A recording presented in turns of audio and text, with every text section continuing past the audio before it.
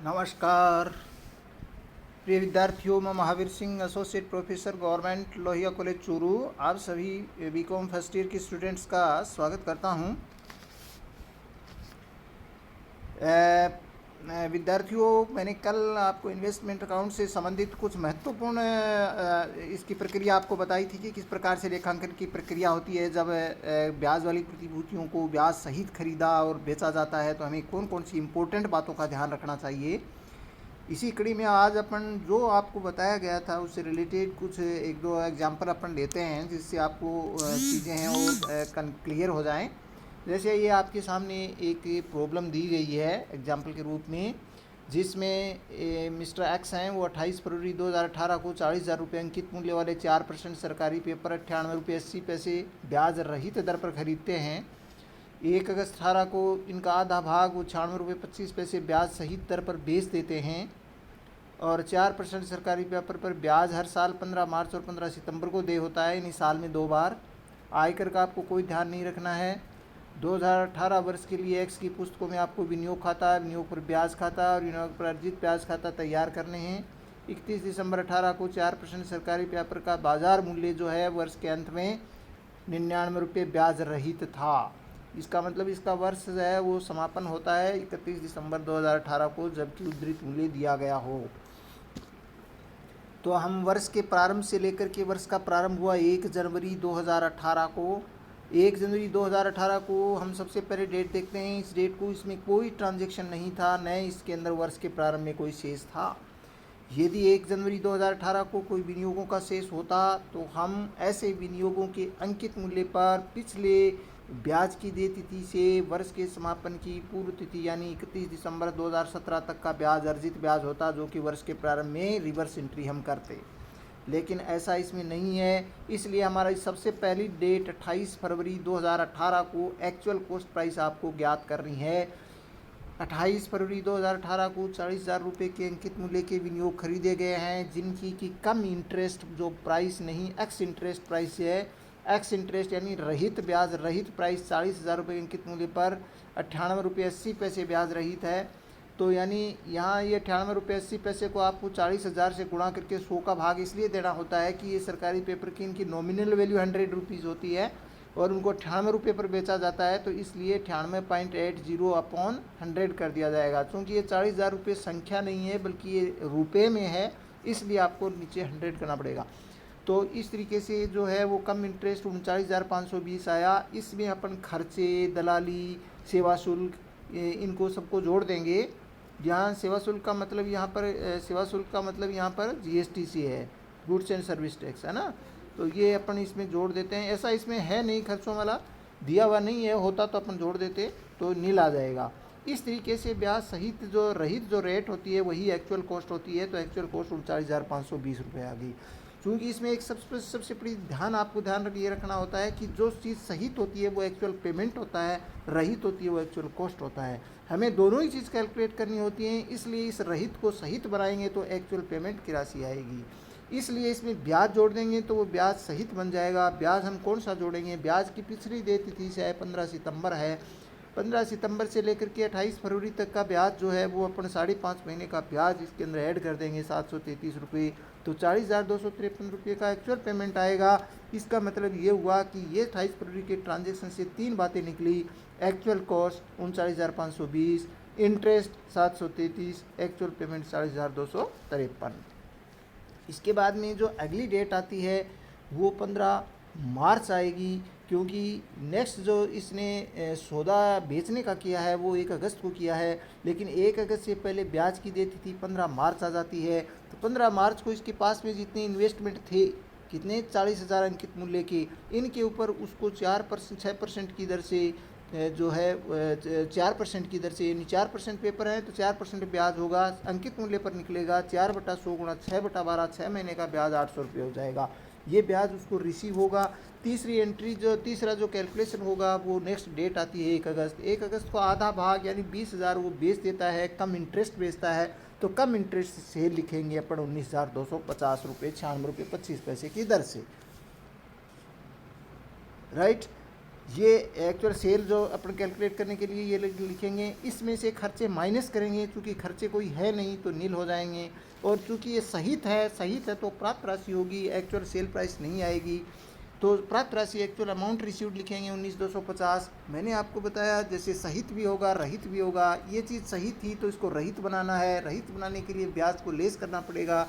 ब्याज पिछली देय तिथि से विक्रय की तिथि तक का ब्याज अपन लेस करेंगे। पिछली ब्याज की देय तिथि 15 सितंबर थी, तो 1 अक्टूबर से लेकर के जो है 15 मार्च थी, तो 15 मार्च से 1 अप्रैल से लेकर के 1 अगस्त तक जो बेचा है तब तक का ब्याज है वो इसके ऊपर 4.5 महीने का ब्याज वापस लेस कर दिया जाएगा। ये लेस करने पर 300 रुपये का ब्याज अपन लेस करेंगे तो एक्चुअल सेल्स वैल्यू आ जाएगी 118,950 रुपये। ये इसके अंदर फिर इसके बाद नेक्स्ट डेट आती है इंटरेस्ट की 15/9/18 को। इंटरेस्ट की राशि आती है वही 20,000 का, क्योंकि अब जो इंटरेस्ट इसको मिलेगा वो इसके पास में इस डेट को यानी 15 सितंबर को जो इन्वेस्टमेंट इसके पास हैं उन पर ही मिलेगा। आधे उसने बेच दिए, इसलिए उसके पास केवल 20,000 का बचा हुआ है। 20,000 के ऊपर उसका जो इंटरेस्ट होगा 4% की दर से 6 महीने का, वो 400 रुपये मिलेगा। नेक्स्ट जो इसका टॉपिक, चूँकि यहाँ तक की अपनी डेट आ गई, डेट वाइज अपन चलते जाते हैं तो 15 सितंबर आ गया। 15 सितंबर के बाद में अगली डेट 31 दिसंबर आएगी, वर्ष का समापन की तिथि को आएगी। वर्ष के समापन की तिथि को जो इम्पोर्टेंट जो दो कैलकुलेशन होती हैं वो एक अर्जित ब्याज का होता है और एक जो कैलकुलेशन होता है वो अंतिम शेष का होता है।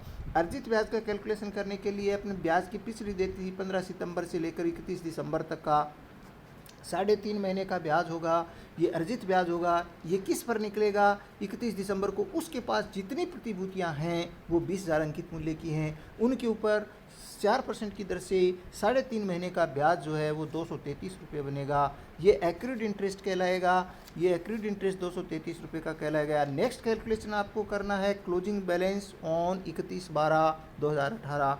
इसका अपने रूल ये है कि क्लोजिंग बैलेंस 2018 को जब अपन निकालेंगे तो ऐसी प्रतिभूतियां जो बची हुई हैं वो लास्ट में खरीदी हुई प्रतिभूतियां मानी जाती हैं। लास्ट में खरीदी हुई का मतलब एक बार ही खरीदी है उसने, वो 40,000 थी। 40,000 की जो कॉस्ट थी उसके बेसिस पर 20,000 की जो कॉस्ट आएगी उसकी आधी हो जाएगी। तो अपन अगर देखें कि उसकी एक्चुअल कॉस्ट प्राइस जो 40,000 खरीदी गई थी उनकी जो एक्चुअल कॉस्ट 39,520 थी, इसका आधा अगर अपन करते हैं तो ऐसी स्थिति में जो है वो 19,760 रुपये की कॉस्ट आती है एक्चुअल कॉस्ट। इसका जो कोटेड प्राइस होती है वो 99 रुपये ब्याज रहित थी, तो 99 रुपये इंटू 20,000 के ऊपर करेंगे तो 19,800 रुपये आती है। एक्चुअल कॉस्ट और मार्केट प्राइस में से जो कम राशि होती है 19,760, यही जो राशि है वो एक्चुअल में क्या आ जाएगी, इसकी बैलेंस आएगा। तो अब ये बैलेंस जो है वो 19,760 रुपये का आएगा। और ये 4% गवर्नमेंट पेपर अकाउंट जो अब अपन बनाएंगे, यहाँ पर बैलेंस CD 19,760 रुपये आपको मेंशन करना है। ये 4% गवर्नमेंट पेपर अकाउंट के नाम से ऊपर बुक्स ऑफ एक्स का नाम आ जाएगा। और पेपर अकाउंट जब बनाना है इसमें आपको ध्यान रखना है हमें डेट पर्टिकुलर, उसके बाद में फेस वैल्यू और amount, date particular face value और अमाउंट, इस तरीके से आपको दोनों साइड का फॉर्मेट बनाना है। Date particulars face value amount, date particulars face value amount, ये आप बनाएंगे। जैसे शुरू में 28/2/18 को उसने खरीदा तो 2 बैंक अकाउंट हो गया, फेस वैल्यू 40,000 आ जाएगी, अमाउंट 39,520 आ जाएगी। उसके बाद में उसने 1/8/18 को इसको बेचा है तो बाई बैंक अकाउंट 20,000 आ गया, फेस वैल्यू और अमाउंट आ गई 18,950 रुपये। ये खरीदना और बेचना किया, बस 2 ट्रांजेक्शन हुए। अंतिम शेष आपको लिखना है बाई बैलेंस CD, वो 20,000 का 19,760 रुपये। अब आपको डिफरेंस करना है, थोड़ा रफ में आप पहले कैलकुलेशन कर लें। यदि मान लीजिए कई बार क्या है बाई बैलेंस CD आपने पहले लिख दिया फिर बाई P&L अकाउंट लिख देंगे तो अच्छा नहीं लगेगा, इसलिए अपन पहले जोड़ के देख लेते हैं कि बाई बैलेंस CD लिखने के बाद और खरीद बेच के सौदे लिखने के बाद यदि डिफरेंस आपका डेबिट साइड का ज़्यादा आ रहा है तो by profit and loss account हो जाएगा, और क्रेडिट का ज़्यादा आ रहा था to profit and loss account हो जाएगा। तो यहाँ पर तो इसका लॉस 810 रुपये का है वो नज़र आ रहा है। इंटरेस्ट काउंट बनाएंगे तो हर डेट का इंटरेस्ट देखिए, सबसे पहले 28/2 का आपने कहा कि 3 बातें थी। जब खरीदते हैं तो आप ध्यान रखें खरीदने की डेट को जो इंटरेस्ट होता है वो इंटरेस्ट काउंट के डेबिट में आता है, बेचने की तिथि को जो इंटरेस्ट आता है वो इंटरेस्ट काउंट के क्रेडिट में आता है। तो 2 तिथियां तो 28/2 और 1/8, ये 2 तो खरीदने और बेचने की तिथियों का ही इंटरेस्ट हो गए, तो वो वहाँ पर कैलकुलेशन में जो इंटरेस्ट है उसको आपको डेबिट क्रेडिट में लिखना है। इसके अलावा साल के शुरू में कोई एक्रूड इंटरेस्ट होता तो वो लिखते, वो इसमें है नहीं। फिर 2 तिथियां वो आ गई जिनके ऊपर इंटरेस्ट खरीदना और बेचना के अलावा जो है वो इंटरेस्ट की ड्यू डेट को इंटरेस्ट रिसीव होने की प्रविष्टि होती है, तो वो बाई बैंक 2 बार रिसीव होने की होती है। और एक एक्रूड इंटरेस्ट की जो प्रविष्टि होती है लास्ट में, एक्रूड इंटरेस्ट या टू इंटरेस्ट अकाउंट की। ये सब एंट्रीज करने के बाद में, यानी 2 एक खरीदने बेचने की, 2 ड्यू डेट वाली, एक एक्रूड इंटरेस्ट की, ये एंट्री करने के बाद में जो डिफरेंस होता है वो प्रॉफिट एंड लॉस अकाउंट के क्रेडिट में ट्रांसफ़र हो जाता है। और एक्रूड इंटरेस्ट अकाउंट जो होता है उसके अंदर तो सीधी सी बात थी कि टू इंटरेस्ट अकाउंट अपन करते हैं तो एक्रूड इंटरेस्ट को डेबिट करते हैं टू इंटरेस्ट से, और इसका बैलेंस सीडी के रूप में दिखाया जाता है, जो कि बैलेंस शीट के एसेट साइड में एक्रूड इंटरेस्ट के नाम से आता है। तो ये एक प्रक्रिया होती है इन्वेस्टमेंट अकाउंट को करने के संबंध में। एक एग्जाम्पल अपन और ले सकते हैं यहाँ पर। ये एग्जाम्पल जो है वो आपको बताता है कि जो हैं वो डिबेंचर्स आपको दिए गए हैं कि 100 रुपये वाले एक्स लिमिटेड के 212% ऋण पत्र 102 रुपये ब्याज रहित दर पर खरीदे हैं।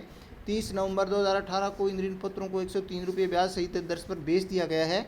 व्यवहार मूल्य पर दलाली 1% है और इस पर समस्त उपकरणों सहित माल एवं सेवा कर 15% है। ठीक है, और ब्याज प्रतिवर्ष 30 सितंबर और 31 मार्च को देय है, ये मानते हुए कि वर्ष 31 मार्च को समाप्त होता है। वाई की पुस्तकों में आवश्यक खाते खोलिए। तो देखिए, सबसे पहले आपको 1 मई को इसके जो है वो उसने ख़रीदा है 100 रुपये वाले एक्स लिमिटेड ने 200 जो है 12% ऋण पत्र 102 रुपये पर ख़रीदे हैं, और ये रहित ख़रीदे हैं। तो एक्स इंटरेस्ट कॉस्ट हो गई 200 × 102 20,400। इसमें आपको खर्चे जोड़ने हैं, ऐड एक्सपेंसेस लिखते हैं। और मैंने कहा है एक्सपेंसेस जब जोड़ने की बात आती है तो ये दलाली आपको सबसे पहले ब्रोकरेज लिखते हैं। ब्रोकरेज 1% हो गई, व्यवहार मूल्य पर होती है, तो 20,400 के 204 रुपये आ जाएगी। 204 के ऊपर 15% जीएसटी आपने जोड़ा, जीएसटी 15%, तो 31 रुपये आया, तो ये 235 रुपये टोटल हो गया। तो 20,635 रुपये की एक्चुअल में कॉस्ट आएगी, इसको हम एक्चुअल कॉस्ट कहेंगे क्योंकि ये ब्याज रहित थी तो एक्चुअल कॉस्ट आ गई। अब इसको ब्याज सहित बनाने के लिए इसके अंदर अपन जोड़ेंगे पिछली ब्याज की देती थी, यानी 1/4/18 से लेकर के 31/3 थी, तो 1/4/18 से 1/5/18 तक का जो ब्याज है 1 महीने का, वो इसके अंदर और ऐड कर दिया जाएगा, तो ये एक्चुअल पेमेंट बन जाएगा। यानी कॉस्ट, इंटरेस्ट और पेमेंट, ये 3 बातें इसमें आ गई। इसके बाद में अगली डेट जो आती है वो 31 मार्च आती है, सॉरी 30 सितंबर आती है। तो 30 सितंबर को जो है वो 30 सितंबर को ब्याज प्राप्त होगा, और वो जो ब्याज प्राप्त होगा वो 20,000 के इन्वेस्टमेंट इनके पास है उन्हीं के ऊपर होगा, और 6% की दर से 12% की दर से 6 महीने का 1,200 रुपये हो जाएगा। इसके बाद में फिर सेल करता है, वो सेल करता है किस तारीख को सेल करता है, वो सेल करता है इन ऋण पत्रों को 30 नवंबर को। तो अपन 30 नवंबर को एक्चुअल सेल प्राइस अपन कैलकुलेट करने के लिए अपन देखेंगे, तो ये इसने ब्याज सहित किया तो कम इंटरेस्ट होगा, 200 × 103 20,600 कम इंटरेस्ट हुआ। इसमें से अपन को खर्चे माइनस करने पड़ेंगे क्योंकि इससे सेल कम हो जाएगी, तो 20,600 के ऊपर जो है वो 1% की दर से 206 रुपये आएगी। इसके 206 पर 15% 31 रुपये की जीएसटी लग जाएगी। तो इस प्रकार से 237 रुपये इसमें से अपन माइनस कर देंगे, तो 20,363 रुपये का जो है वो एक्चुअल पेमेंट रिसीव होगा। ये चूँकि सहित है इसलिए इसको रहित बनाने के लिए इंटरेस्ट को अपन माइनस करेंगे, 1/10 से 30/11 तक के इंटरेस्ट को अपन माइनस कर देंगे 400 रुपये का, तो ये एक्चुअल सेल्स वैल्यू आ जाएगी 19,963 रुपये। ये एक्चुअल सेल्स वैल्यू आएगी 19,963 रुपये। और अब चूंकि इसके अंदर ये पूरे के पूरे इसने बेच दिए हैं तो कोई बैलेंस इसके पास नहीं बचेगा, सारे के सारे इन्वेस्टमेंट्स इसने सेल कर दिए, तो बैलेंस शीट का कैलकुलेशन करने की आपको आवश्यकता नहीं है। और नए ही इसके अंतर्गत किसी भी प्रकार के जो है वो एक्रूड इंटरेस्ट के बारे में भी कुछ भी, एक्रूड तो तब होता ना जब उसके पास होल्डिंग होती, इसने तो बेच दिए सारे, इसके पास कुछ बचे भी नहीं है, इसलिए कोई एक्रूड इंटरेस्ट नहीं होगा। तो इस प्रकार से एक तो खरीद का सौदा हुआ, एक बेच का हुआ, और प्रॉफिट एंड लॉस काउंट बाकी डिफरेंस है वो ट्रांसफ़र हो गया 672 रुपये का। इसी तरीके से इंटरेस्ट काउंट का खोला, तो इंटरेस्ट काउंट के अंदर भी 2 बार तो खरीदने और बेचने पर सौदा किया तो उसमें इंटरेस्ट बना, और इसके बाद में जो है वो एक बार 2 बार तो ड्यू डेट का इंटरेस्ट हो गया। ड्यू डेट भाई 30 सितंबर और 31 मार्च की थी। हाँ, तो एक तो सॉरी एक एक बार तो खरीदने का और बेचने का इंटरेस्ट हुआ, खरीदने वाला तो डेबिट में कर दिया, बेचने वाला क्रेडिट में कर दिया। और एक बार जो है वो इसके पास इंटरेस्ट रिसीव हुआ जब उसके पास होल्डिंग थी, फिर तो बेच दिया। उसके बाद में अगली जो डेट आ रही थी उस डेट तक तो उसके पास में था ही नहीं, 31 मार्च की डेट को उसके पास में कोई इन्वेस्टमेंट नहीं थी, इसलिए कोई इंटरेस्ट की राशि उसको 31 मार्च को होगी ही नहीं। इसलिए केवल एक बार इंटरेस्ट रिसीव होगा और एक बार खरीद और एक बार बेच, तो डिफरेंस राशि हुई वो प्रॉफिट हुआ 1400 रुपये का इंटरेस्ट के ऊपर। ये इंटरेस्ट जो है वो इसका बैलेंस क्रेडिट था, तो ये प्रॉफिट एंड लॉस अकाउंट के क्रेडिट में ट्रांसफ़र हो जाएगा। तो इस तरीके से इस एग्जाम्पल के द्वारा आपको खर्चों के संबंध में आपको बताया गया है कि खर्चे किस प्रकार से अपन यहाँ पर एडजस्ट करते हैं। ध्यान रहे, ब्रोकरेज की गणना व्यवहार मूल्य पर होती है और जीएसटी की गणना ब्रोकरेज वैल्यू पर होती है और इंटरेस्ट की गणना जो होती है वो